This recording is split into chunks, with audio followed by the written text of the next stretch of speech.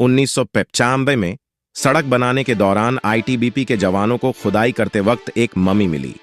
खुदाई के दौरान मम्मी के सिर पर कुदाल लगने से खून भी निकल आया था। लोगों का मानना है ये मम्मी एक बुद्ध भिक्षुक था। कुछ लोग इसे मंदिर में रखकर इसकी पूजा भी कर रहे हैं। और तो और इस मम्मी के बाल और नाखून आज भी बढ़ते रहते हैं। क्यों बढ़ते रहते हैं इस मम्मी के बाल और नाखून? क्यों लोग इस मम्मी की पूजा कर रहे हैं?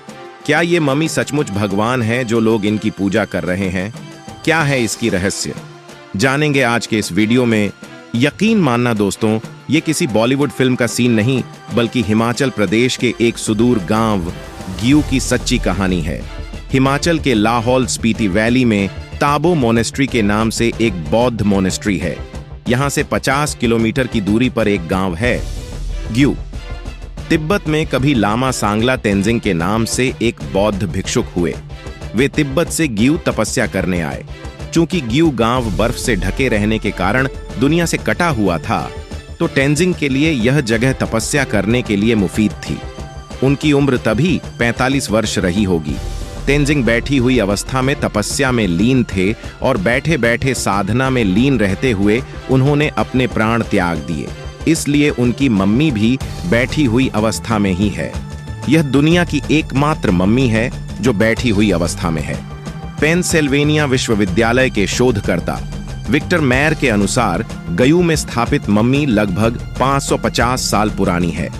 सैकड़ों वर्ष पहले बौद्ध भिक्षुओं का व्यापार के सिलसिले में भारत और तिब्बत के मध्य आना जाना था।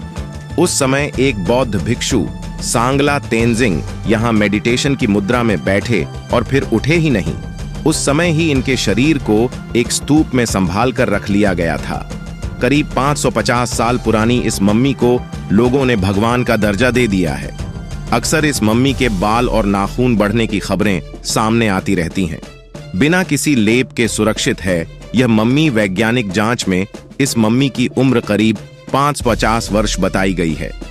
मम्मी बनाने के लिए मृत शरीर पर एक खास किस्म का लेप लगाया जाता है, लेकिन इस मम्मी पर कोई लेप नहीं लगाया गया है। इतने वर्षों से यह मम्मी कैसे सुरक्षित है, यह आज भी रहस्य बना हुआ है। स्थानीय लोगों का कहना है कि इस मम्मी के बाल नाखून आज भी बढ़ रहे हैं। ऐसे में स्थानीय लोग इस मम्मी को भगवान मानते हैं और इसकी पूजा करते हैं। इस इलाके में वर्ष 1974 में भूकंप आया था और इस भूकंप में यह मम्मी जमीन में दफन हो गई थी।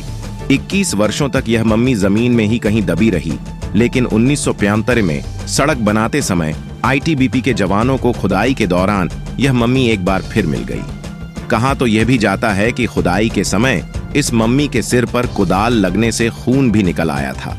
हालांकि वैज्ञानिक तौर पर इसे सही नहीं बताया जाता है। मम्मी पर आज भी कुदाल का निशान है।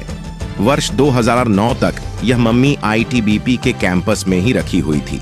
फिर बाद में इस मम्मी को गांव में स्थापित कर दिया गया, जहां स्थानीय लोग इसकी पूजा करते हैं। स्पीति घाटी में ताबो मोनेस्ट्री की स्थापना 960 ईस्वी में तिब्बत के रहने वाले बौद्ध रिचेन जंगपो ने की थी। भारत के सबसे पुराने मठों में इसकी गिनती होती है। इस मठ के कैंपस में कई सारे छोटे छोटे स्तूप भी मौजूद हैं, जिनमें से कुछ 13वीं शताब्दी के बताए जाते हैं।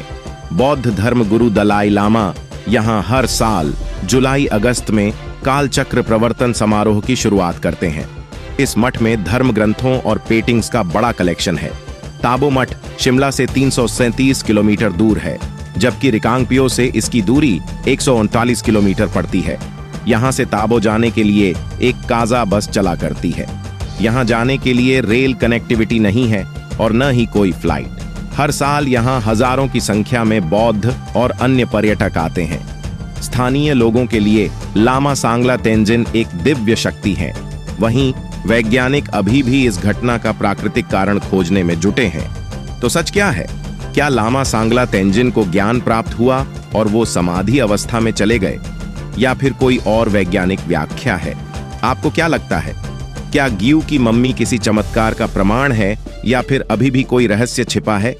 कमेंट्स में अपने विचार जरूर शेयर करें और वीडियो को लाइक और चैनल को फॉलो सब्सक्राइब करना मत भूलना। धन्यवाद।